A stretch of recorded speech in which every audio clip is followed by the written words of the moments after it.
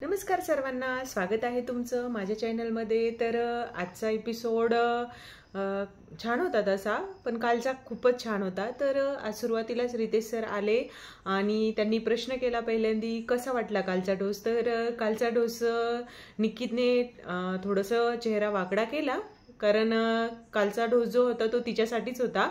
तर सांगायचं झालं तर आजचा जो एपिसोड आहे तो खूपच छान झालेला आहे तसा।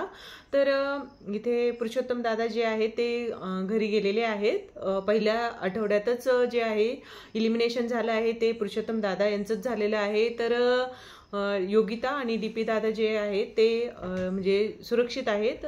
तर इथे इरिना जी आहे तिच्याबद्दल खूप काही बोललं गेलंय आज। म्हणजे तिने काय पुरणपोळी केली आहे रितेश सरांसाठी, म्हणत होती ती, कारण गुळ नव्हता तर साखरेची पुरणपोळी तिने करून रितेश सरांसाठी पाठवली आहे आणि खरंच त्यांना खूप आवडलेलं आहे। तर इथे तिला जे पाहिजे ते त्यांनी दिलेलं पण आहे, म्हणजे कोणती तरी एक वस्तू आहे ती दिली आहे तिला खाण्यासाठी। तर सर बोलले पण आता तुम्ही सर्वांनी मिळून मला मोदक वगैरे बनवून पाठवू नका, म्हणजे तुम्हालाही जे पाहिजे ते मिळेल असं नाहीये। तर इथे म्हणजे सांगायचं झालं तर खूप काही झालंय आजच्या एपिसोडमध्ये। तर इथे फ्रेंडशिप डे ही मनवला गेला आहे। त्याचप्रमाणे इथे धनंजय आणि इरिनाची जी म्हणजे दोघांची जी म्हणजे दोस्ती आहे ती दाखवली गेली आहे। दोघांचा जो डान्स पण झालेला आहे।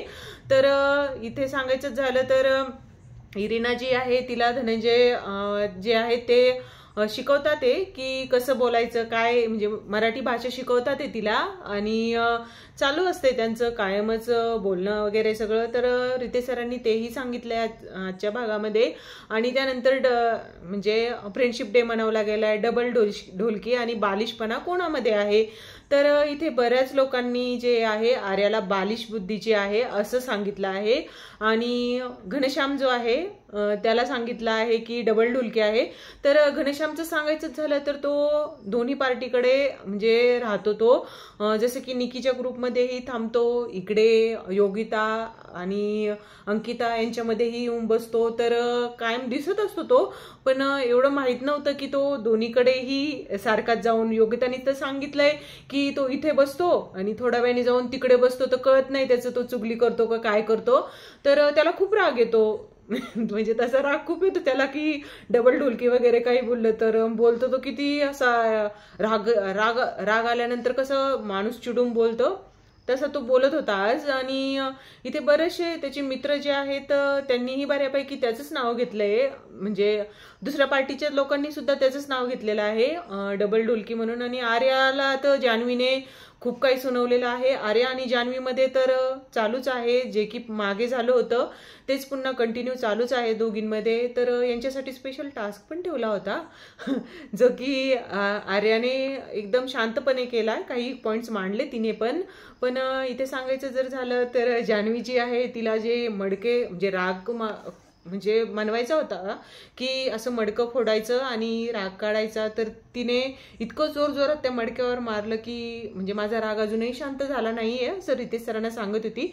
तर रितेश सर पण बोलले की तुमचा राग शांत होण्यासाठीच इथे सांगितलं आहे। आता इथे घरामध्ये शांततेनंच म्हणजे राहायचंय, जास्त उड्या नाही मारायच्या असंच त्यांचं म्हणणं होतं। तर इथे जान्हवी जी आहे तिने सांगितलं की माझा राग अजूनही शांत झालेला नाहीये। तर फ्रेंडशिप जे डे मनवला आहे त्यामध्ये त्यांनी एकमेकांवरती बरेच लोकांनी आरोप केले, काय काय बोलले, असा फ्रेंडशिप डे मनवला गेला। आणि डबल ढोलकी घनश्यामला तर बालिश बुद्धीची आर्या हिला सांगितलं आहे। तर इरिना जी आहे तिने बालिश बुद्धीची आर्याला दिलं, कारण की म्हणजे घनश्यामनी तिला बालिश बुद्धी म्हटलं म्हणून ती खाली वाकत नव्हती, तर त्याला घनश्यामला उचलून डीपीने गळ्यामध्ये तिच्या ते जे आहे घातलं फ्रेंडशिप डेचं, तर बालिश बुद्धीचं जे होतं ते घातलं। तर सांगायचं झालं तर फ्रेंडशिप डे अशा प्रकारे मनवला गेला तिथे। त्यानंतर आर्या आणि जान्हवीचा एक टास्क झाला, त्यानंतर एक्सरेचा एक टास्क झाला। सर्वात महत्त्वाचा पॉईंट म्हणजे एक्सरेचा जो टास्क झाला त्यामध्ये जो गुडघ्यामध्ये जो मेंदू आहे तो इथे वर्षात वर्षाताईंना निक्कीने दिला आहे की यांच्या गुडघ्यामध्ये मेंदू आहे, तर ही काय सुधरत नाहीये. हिला कितीही समजून सांगितलं तरी ही सुधरत नाहीच आहे. तर सांगायचं झालं तर तिने म्हणजे रितेश सरांनी विचारलं होतं की कुणाचं नाव घेणार, तर तिने वर्षाताईंचं नाव घेतलेलं आहे. आणि त्याचप्रमाणे इथे पुढे बरेचसे म्हणजे हे झाले, काय म्हणतात त्याला, टास्क पण झाला यांचा की कॅप्टन्सी म्हणजे आत्ताच यांनी चूज करायला लावले. 2 टीम पाडल्या होत्या. तर त्यामध्ये टीम ए मध्ये होते अरबाज, निक्की, घनश्याम, योगिता, पुरुषोत्तम, वैभव आणि जान्हवी. असे जान्हवी आणि योगिता हे सगळे एका टीम मध्ये होते. आणि टीम बी मध्ये होती अंकिता, आर्या, वर्षा, अभिजित, इरिना, निखिल आणि सूरज. तर ह्या टीम मधून निवडायचे होते की कॅप्टन्सी म्हणजे काय होतं, करन्सीची ऑफर दिली आहे रितेश सरांनी यांना. आणि तुमच्या टीम मधून 3 नावं असे निवडा की कॅप्टन्सीसाठी लायकच नाही आहेत हे, यांना काढून फेका असे. तर जे टीम ए मध्ये होते ते म्हणत होते, म्हणजे आता ती त्यांची टीम माहितीच आहे, जसं की अरबाज, वैभव, जान्हवी, निक्की हे सर्व मित्रच आहेत सगळे. तर हे एका टीम मध्ये आल्यामुळे बहुमत मिळालंय. बहुमताने यांनी अलगद या तिघांना बाजूला काढलंय. म्हणजे डीपी आणि योगिता यांना सर्वांना बाजूला काढलं.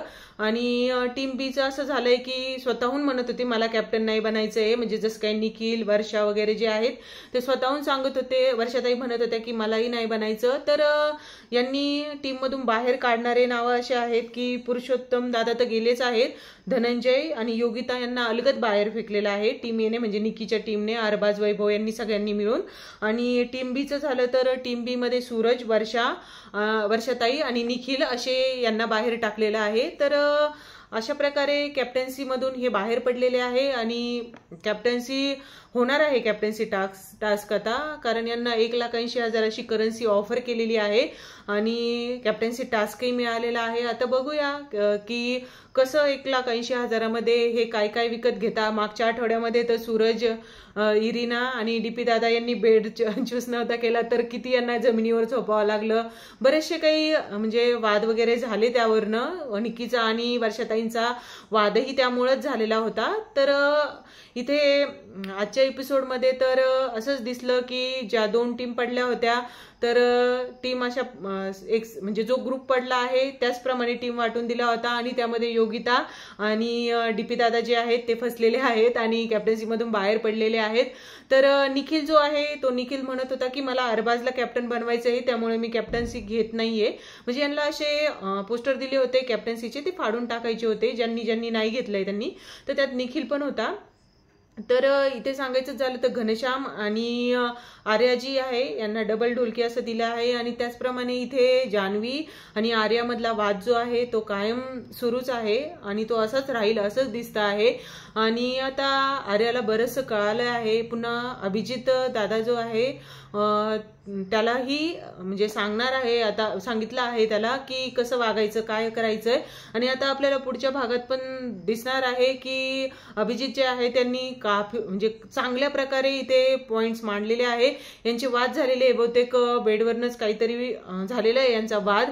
तो आता कळेलच आपल्याला काय झालेला आहे काय नाही. तर ओव्हरऑल आजचा एपिसोड जो होता तो ओकेच होता. असं काही वेगळं मोठं असं काही झालेलं नाहीये.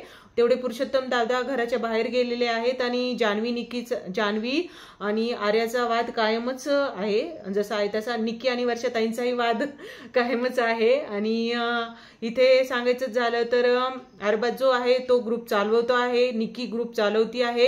हे सर्व आपल्याला बघायला मिळालंय आजच्या भागामध्ये. आणि रितेश सरांची ही होस्टिंग खूप छान होती, चांगली वाटली आजची पण. तर अशीच रिव्ह्यू आणि लेटेस्ट अपडेट पाहण्यासाठी चॅनलला सबस्क्राईब करून ठेवा.